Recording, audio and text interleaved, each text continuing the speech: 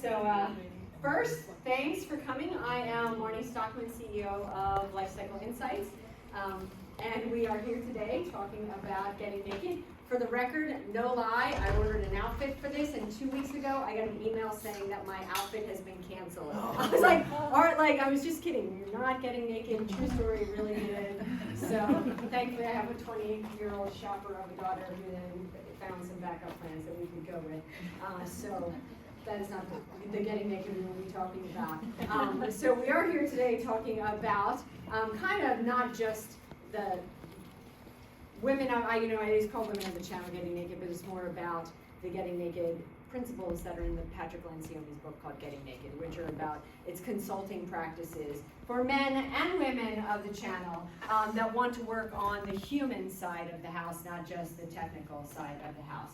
So I'm going to talk through kind of my life story because I took the traditional route to CEO of a software company by starting out as a high school math teacher and making my way to this. So you'll see how that's a natural progression as we go. So sort of the layout will be, I'll talk through one of the principles of the book connected to a story of my life and then kind of what it's in it for you. Because if you have been a teacher or a VCIO or a salesperson or a business owner, you know that the way to sell is through story, but if you're going to tell a story, you better tell people what's in it for you.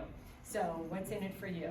I really hope for you to walk away with tactical pieces that you could implement tomorrow on dealing with the human side of the house. So in the managed services world, so many things are becoming, on the technical side, are commoditized, right? MSPs look very much the same, where folks used to be able to differentiate based on cybersecurity, et cetera. That's becoming more and more commoditized. So the reality of it is the differentiator is on the human side of the house, the human element.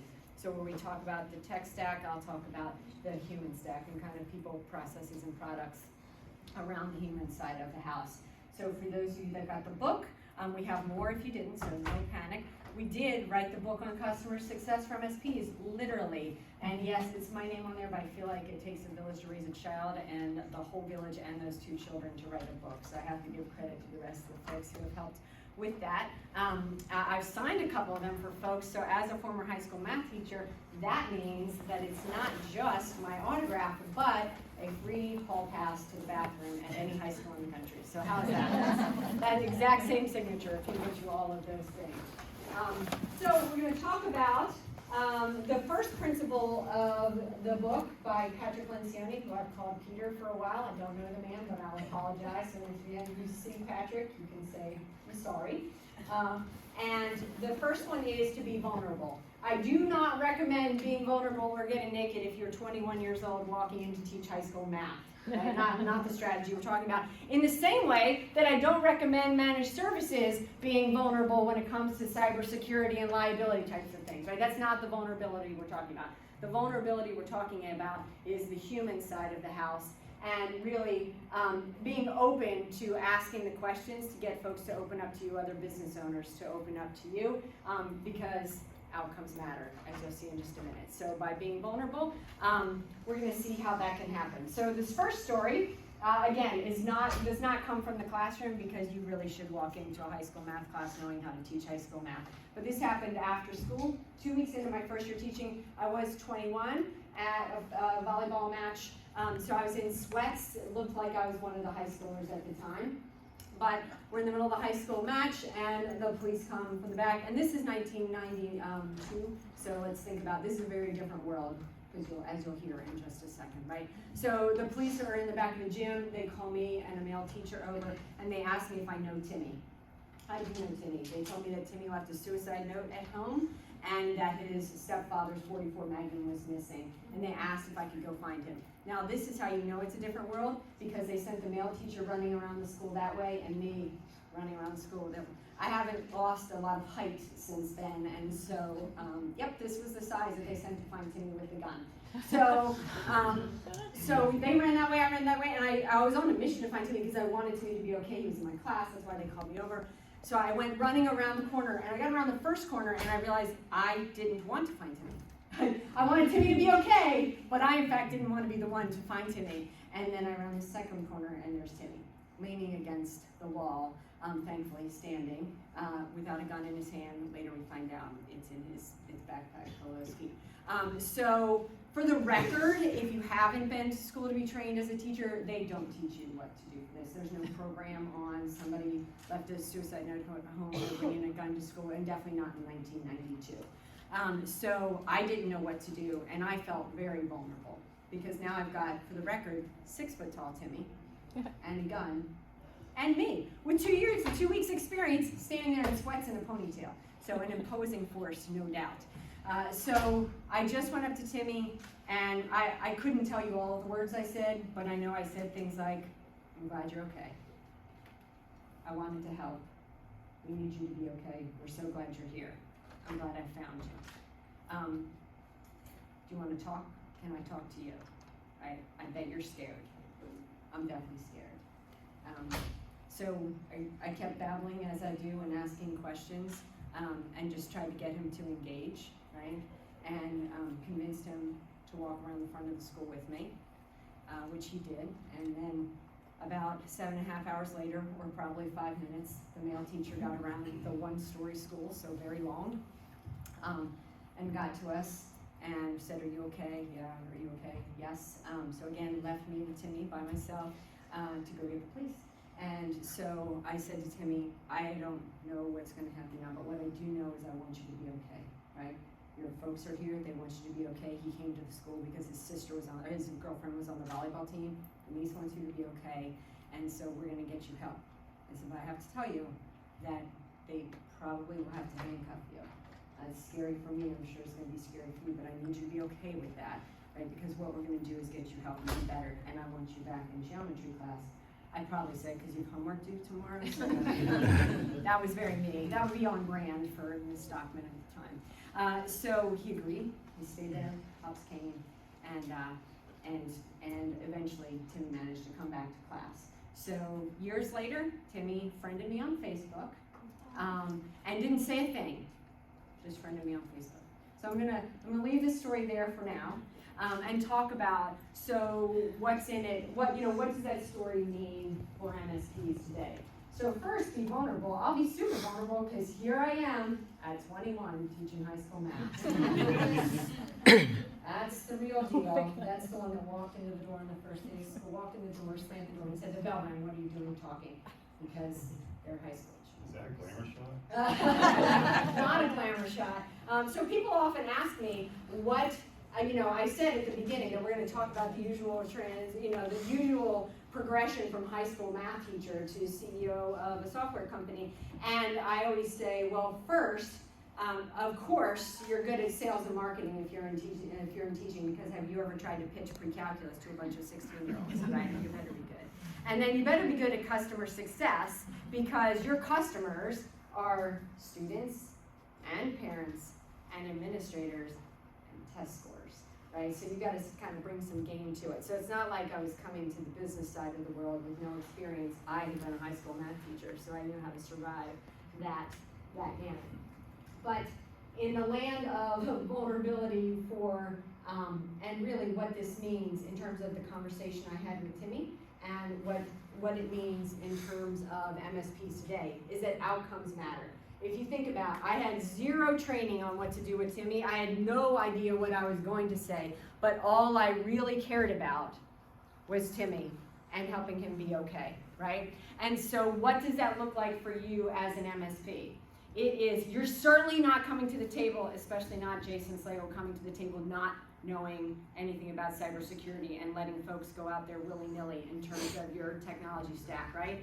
But you can come to the table not knowing everything about their business, but caring very much that their business matters to them and you care about the outcomes. So where do we deliver that? If you're not familiar with Lifecycle Insights, we are a QBR reporting tool so that you can help drive strategic conversations more than just historical data. What does the business owner want to talk about? Their goals, strategy, right? The final outcome. How to eliminate risk, right? So the risk conversation, not just around what tech gadgets they need, because you're going to use the word layers and you're going to use a lot of 3-letter acronyms that a lot of folks don't understand. But what they care about is what risk it's causing to their business and what you can do to help them. So, software companies are called SaaS companies, software as a service. I claim that MSPs are really CSaaS, so they are customer success as a service. Because the technology, in fact, does not matter. The technology is just a vehicle to get the business to meet their business goals. So I think if we all started rebranding ourselves to customer success as a service, it's a lot less scary to the business owner who's frankly just as scared as you as you may be of having a conversation about something that you didn't know what you're walking into. If you're not familiar with a particular vertical, that's intimidating. But you don't have to be there as an expert in the same way I didn't know Timmy's life or his problems, right? I cared about the outcome for Timmy. So if you care about the outcomes, you want to let the business owner be the expert in their business, and then think about what you know, how to facilitate making that easier, faster, more secure, right? Help them reach their goals faster to accelerate their business growth, right? So that's why you want to bring technology budgets to let them see down the road, right? What are your strategic goals down the road? What are the questions, what makes success for them, right? A great way to start or end a business review or any conversation with your client is, what does success look like for you? And then find a way to make your work land there for them and help them reach their goals.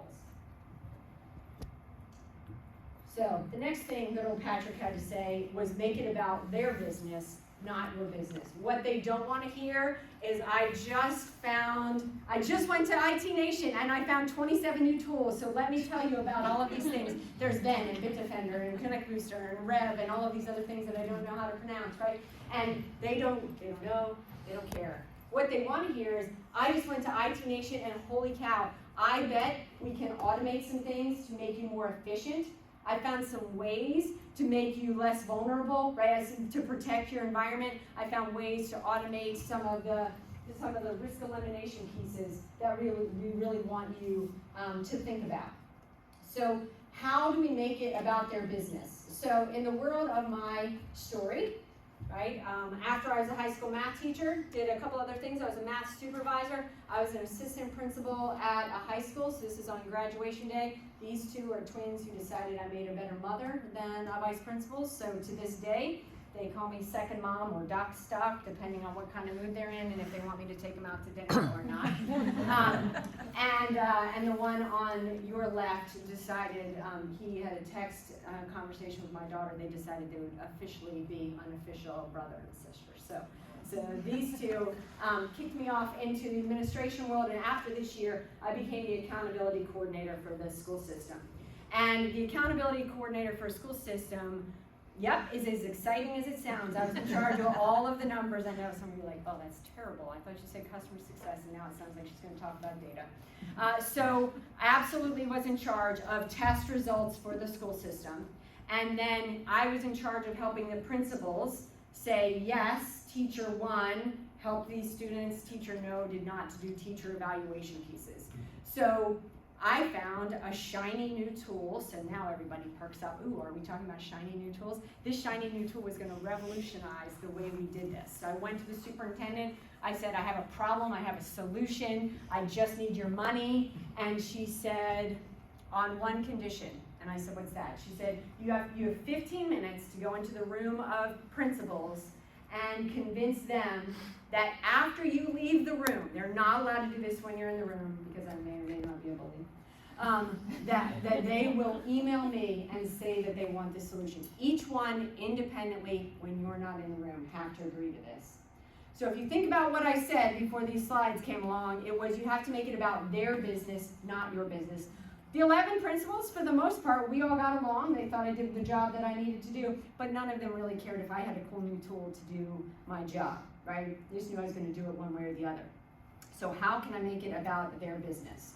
So I did the very teacher thing, and I made worksheets for them. So they came in, so they had 15 minutes, and if you're in sales, this is true. I'm going to spend about 13 minutes setting up the sale, and then we're going to mic drop at the end. That's the best way if you can do this, right? So I handed out worksheets to all of the principals, and I said, okay, we have to do teacher evaluations at the end of the year. Here's your stack of teacher papers that had a list of their students and their scores, and I put like smiley faces in crayon on the elementary school teachers ones, and crossed out on the middle school ones and like hot messes, and on the high school ones cuss words so they could see, right? Like, because this is what the principals were really going to get. If you don't have a solution for this, you're going to get sheets of paper from teachers that have dealt with children all day, right? And I said, now I need you to get out your calculators. I made everybody get out your phones. I said, I need you to start calculating if they made the scores you wanted to get to. I don't know if you know this, but principals don't go into the job to calculate data. That's not the allure of that position.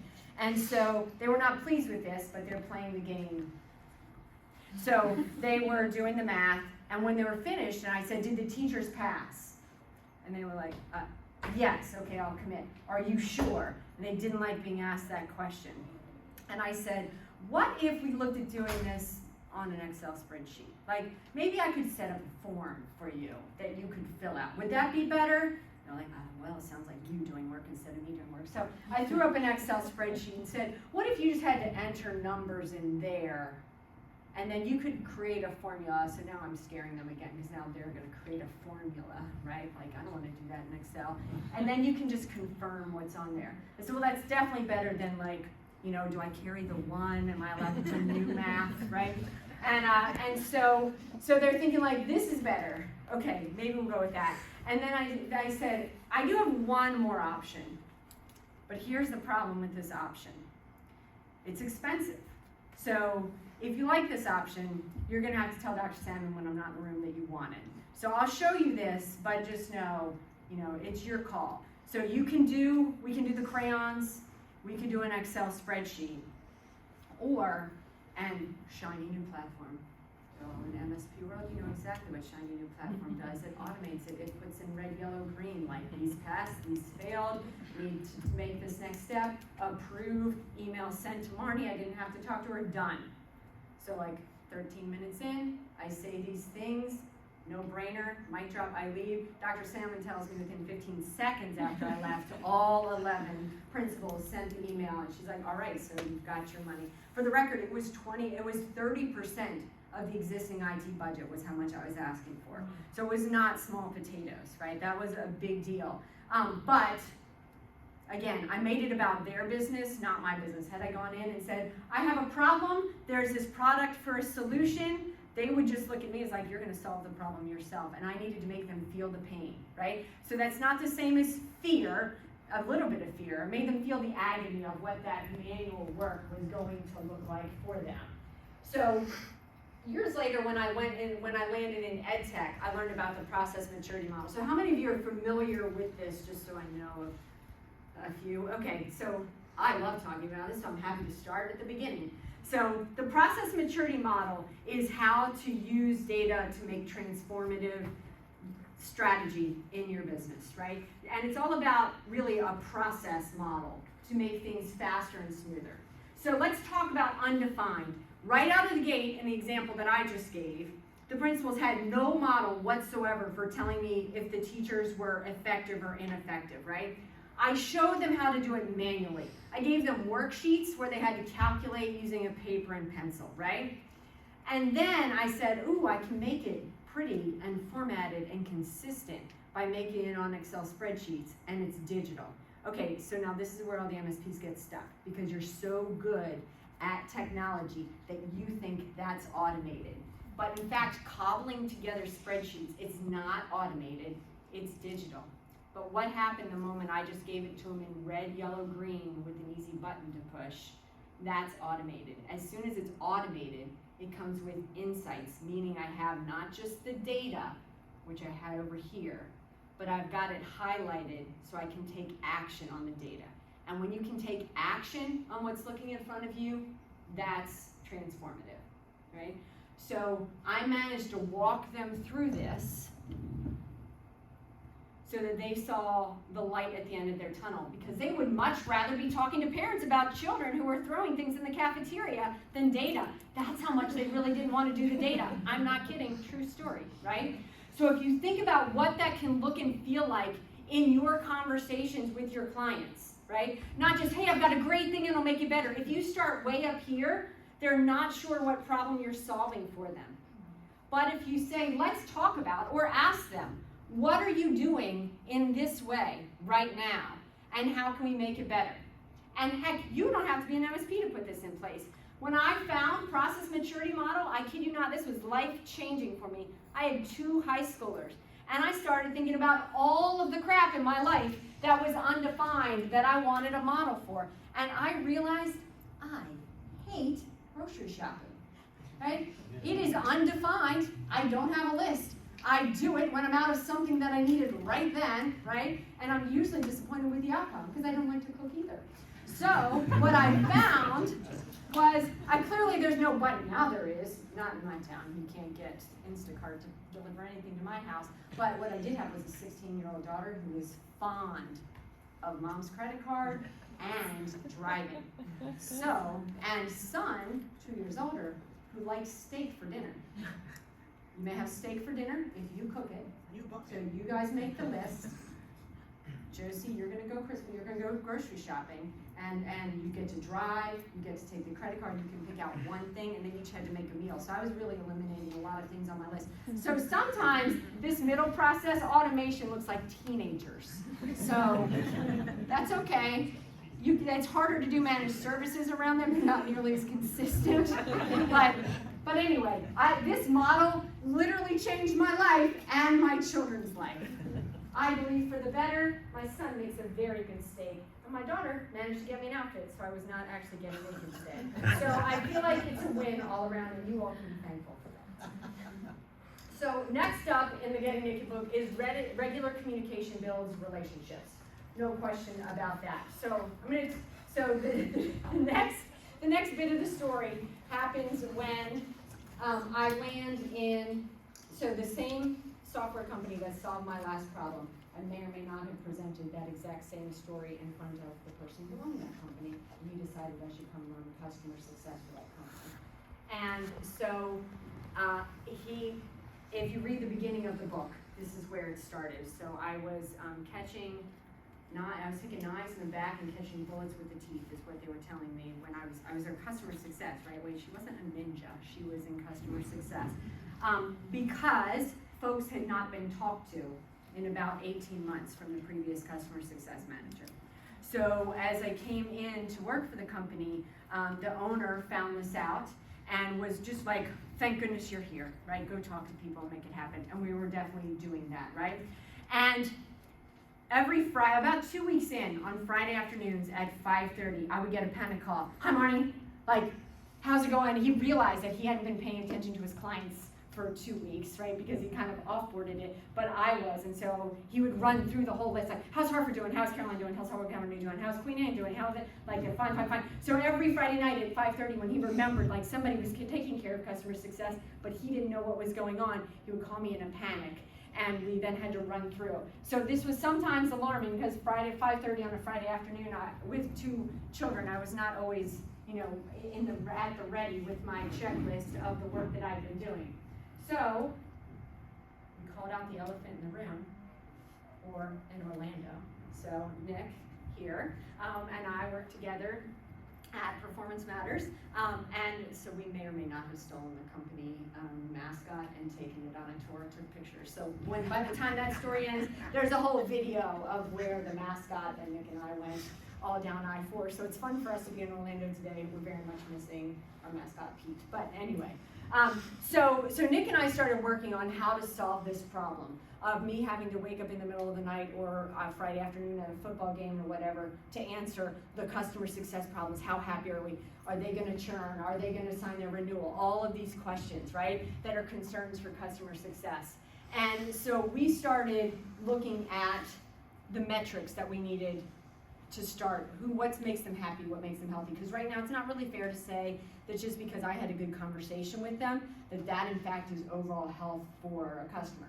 So Nick ran support along with many other things, and we'll just start with that. And so he and I would look at things like their ticket metrics, right? How many escalations have they had? Are there angry customers from that side of the house? From my side of the house, why did they buy the platform, or in the world of managed services, why did they buy the technologies? And are those technologies meeting the goals that they bought, right? So how many times did they buy something and then not adopt it, right? That's a good way to have an unhealthy customer because they think you're solving a problem and they don't implement it, right? It's often something on their end. But because you haven't kicked them over the edge to using the platform, they're not healthy and they're at risk for churn. So I feel like, Nick, that spreadsheet had maybe like 25 columns on it of data points that we came up with, right? And then we wrestled the marshmallow to the ground and found, and decided the 5 or 6 metrics that really made for a healthy customer.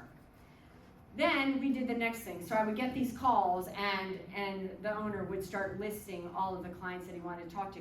And in a not so surprising turn of events, his very first question was about the client that paid us $1.7 million a year. And his last question, like 25 minutes later, was about the one that paid us $10,000 a year, right? And so we decided we really needed to take a look at customer health based on the size of the company, right? So you need a way to segment the company because not everybody needs the same conversation, right? They need to accomplish their goals, but it can't be done the same way. Because the team that was paying us $1.7 million a year had a whole team of folks, one of whom was dedicated to the platform. The team that paid $10,000 a year was like 1/16 of one human who really just wanted to text me one Friday a month to remind them what button to push to get the next piece that they needed to know, right? Like that's, so we started talking about how to segment the customer base into your high engagement customers, right? They need to talk, I need to talk to them monthly, weekly, whatever, right? They probably have your cell phone waking you up at 11:30 at night, that customer, we had them. But also, what can we do to automate some of these same conversations, right? So how can you segment your client base and then look at your segmented client base in terms of health?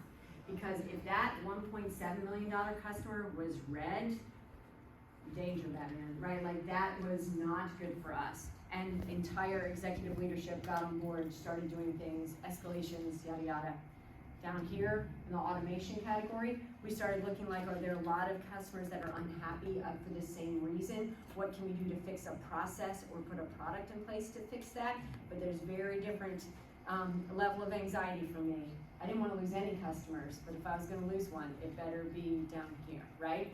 So we started tracking metrics around these pieces and then determining how to stop being reactive and start being proactive, right?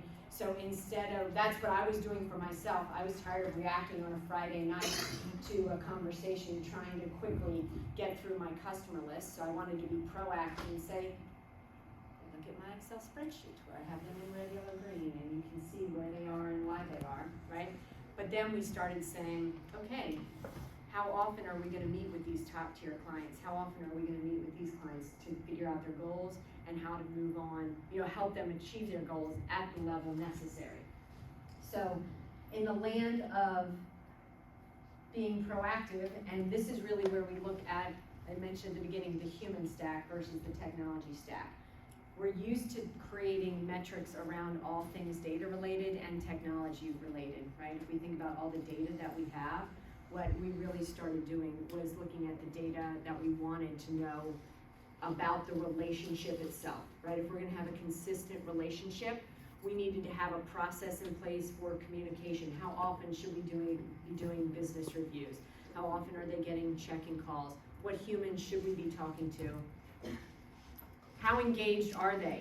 For the software platform I was working on, we could track how many times folks were logging in, which percentage of teachers were logging in, that type of thing. What does that look like for managed service providers? How aligned are they to my technology stack, right? Do I have 23 services and they're only buying 5 of them, right? They might be at risk of someone else coming in, kind of land and expand, or maybe you just landed those 5 services and you're ready to expand, right? And then what metrics do we have around the health of a customer? A lot of folks think that CSAT is the answer. CSAT is usually a point in time ticket question, right? Like at that moment, I was hot or happy because you could or could not answer a question. So it's only one element, right? You need to have things like, is there a potential change in organization? Is someone under merger and acquisition? If you've never been acquired by anyone, I can tell you there is unrest. You should send up red flags and talk to those people all the time. Things are happening. You could lose the account to no fault of your own, right? These are the types of things that you want to be able to track so that you have good insights into the human side of the house, right? And this is what we walk through in the book, right? So I'll talk through how to set this up. You'll see half of the book is really a workbook, and you can download the spreadsheets online, et cetera. So there we have, you'll see in the book that we have a website that gives you, again, walkthroughs of these pieces and additional information if you're interested in how to do this. But part of what we also did was yesterday we released a customer success platform for managed service providers to let you do things like set up metrics around the human element, to track segmentation. So how much MRR does a customer bring in versus how much effort they take? Because if I look at my quadrant and these are my high value, high effort clients, this would have been my $1.7 million client, and they're yellow. So you know what yellow gets for them? Weekly calls, daily internal updates until this yellow turns green, right? Down here, I've got a green, so they're automated, they're happy, they're accomplishing their objectives with my services. So how would I address them? I would remarket to them. So I would basically give them monthly reminders in terms of a newsletter, an update, a group call, not an individual call. Everybody in the Northeast that uses our services, we're gonna have a call right now to make sure we're accomplishing your goals, because this can be done in bulk and this needs to be done right now, right? That's what that says in that upper right-hand quadrant. And then lastly, we tracked engagement. So I always looked at how often people were logging into our platform. That might not be the same for managed services. It would be more along the lines of stack alignment. So when I say stack alignment, we're talking about of our services, how many of them are fully aligned to what they want to be, and what opportunity is left. And of course, I just realized I cut out the screenshot that would say, this client is 73% aligned to our stack, and that leaves an opportunity of $1,500 worth of MRR left. So again, if you think about the big chart, if I've got folks in, I'll go back to it to show you an example. If we think about our quadrants, clearly our imaginary clients are never in this situation since I didn't put any data there. But we've got low value, high effort clients. That would be here. So think about who they are. I bet you can all think of one of these right now. Low value, high effort. Pain in the behind clients. Who are they? You got them? Okay. So you would want to do something to move them, right? So if I saw someone in this quadrant that they weren't utilizing all of my services, could be part of the problem, right? So if you had insights into how aligned they were in your stack, then you could do one of two things. Figure out how to make them less effort and push them down to automation, or get them further aligned to your stack. You make more money, they're probably more. Take that off, it's off. Take it off, it's okay. Am I causing problems? Don't worry, I brought an IT guy to help you. Oh, now you lost the mic. No mic. You can't take that off because that is where the mic is. To be clear, I have plenty of voice, I could just have shouted. Okay, better? That's what shuffling though is, the patch. Thank We'll be here all day. you. All right, so the next one, I didn't need a book to tell me this.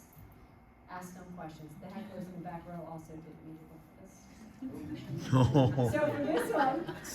Leave Jason out of this. So for this one, Alex Farling and I played volleyball, rarely on the same team. Did we ever even play on the same team? Probably not. I don't think so.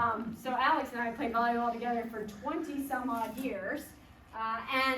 And I was having a conversation. We were standing on opposite sides of the net, so literally that's how this conversation started. I'm on one side, like, customer success, griping about things, want to start a company.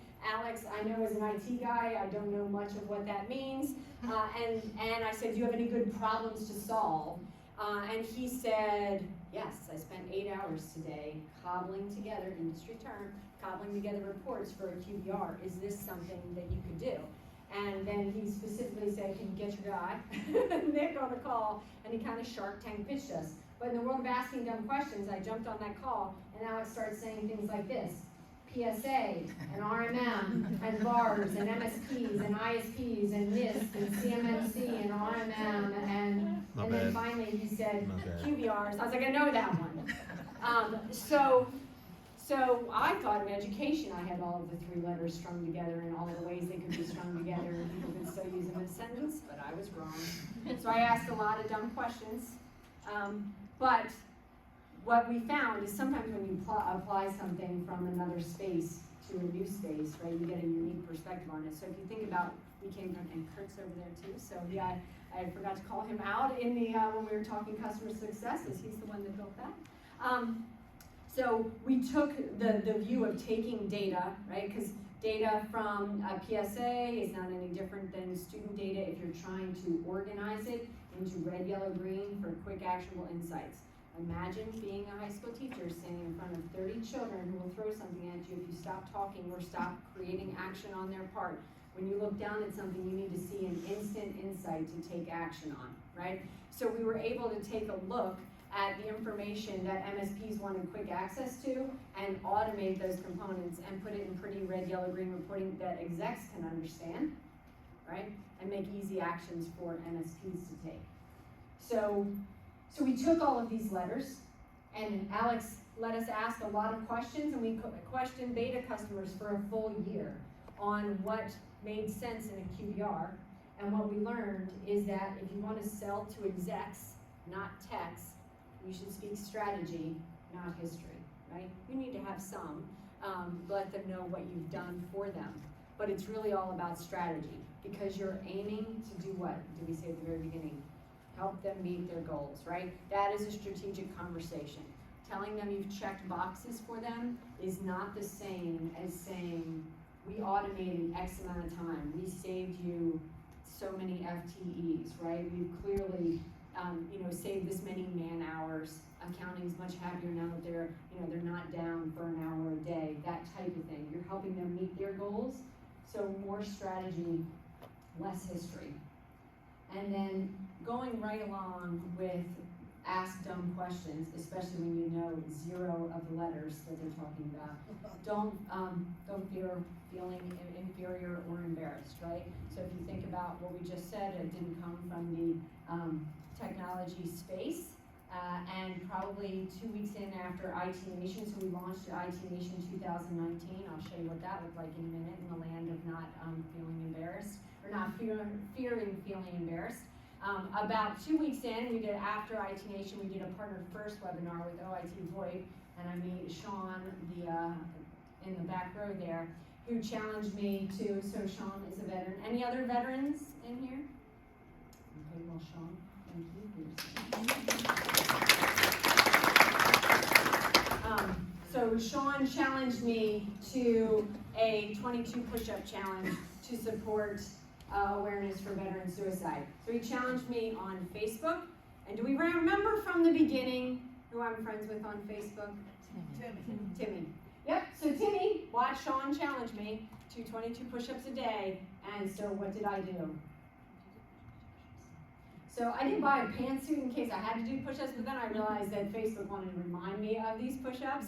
So in the land of not feeling embarrassed, don't be afraid of being embarrassed. So I don't know if you've seen Sean's push-ups, where he's like pushing up, clapping his hands high between each one. This is me doing my push-ups. But remember that outcomes matter. I said that at the beginning. I can tell you this. Every day I posted this, and nanoseconds later, Timmy liked the post. Again, I haven't talked to Timmy. We've never commented, like in all of the years where he's just been on Facebook. All of a sudden, every morning, I got a like from Timmy for supporting this. So clearly I don't mind being embarrassed, and the whole team at Lifecycle Insights is right there. So it was Halloween, for the record. We came as the nerds you were looking for, because we have a solution that you needed. And then we have our dashboard. So in case today we're wearing lifecycleinsights.suck shirts, you should check it out, because it sucks for your competition. So really do go there. Jason's on there complaining about all the money we're making him. So be sure to check it out. So what does that mean for you? I said at the beginning, they are just as scared of the technology. When you start saying routers and all of those other 3-letter things that Alex was telling me, right, that is intimidating for the business owner. That is an expert in floral design or medical whatever, right? Like that's intimidating to them. So you're coming in scary. You don't have to know their business. They know their business. As a matter of fact, they would really prefer for you to assume they're an expert in their business and you ask them questions so that you can say like, I'm an expert in helping you with yours, right? So I can help you floral faster or medical more, whatever it is, right? With technology services. And when they feel that partnership, that's really key, right? In order to be able to have that long-term relationship and partnership. Because when they call to ask for your advice, that's when you know you've won, right? So you're allowed to be scared, and they're allowed to be scared. You're allowed to be vulnerable, and that's how we're talking about getting naked.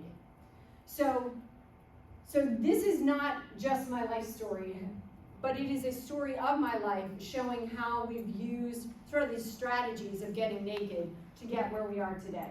So 2 years ago at IT Nation, we were giving out shot glasses of M&Ms, and we would say, give us a shot, and we'll give you a shot of QBR. So if any of you have little shot glasses at home, like I probably handed that to you. So 0 partners beyond our beta program, 400 partners, and a second platform later. And we wrote the book on customer success for MSPs, literally. So pun intended, use it all the time. That's why we did it.